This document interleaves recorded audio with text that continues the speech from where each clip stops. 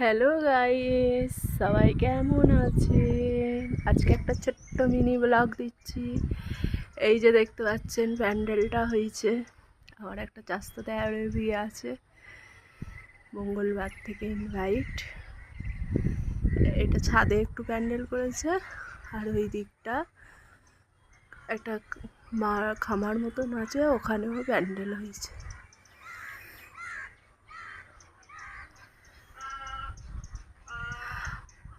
এটাও আমাদের একটা চাস্তো ভাই সব। আমাদের বাড়ি ওইখানটাতে আগে নাকি ছিল।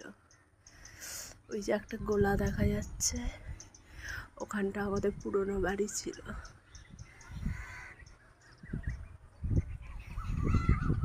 এখনো দেওরের বিয়ে ব্লগ শেষ হয়নি, আবার একটা দেওরের বিয়ে এসে গেল, তো দেখবেন।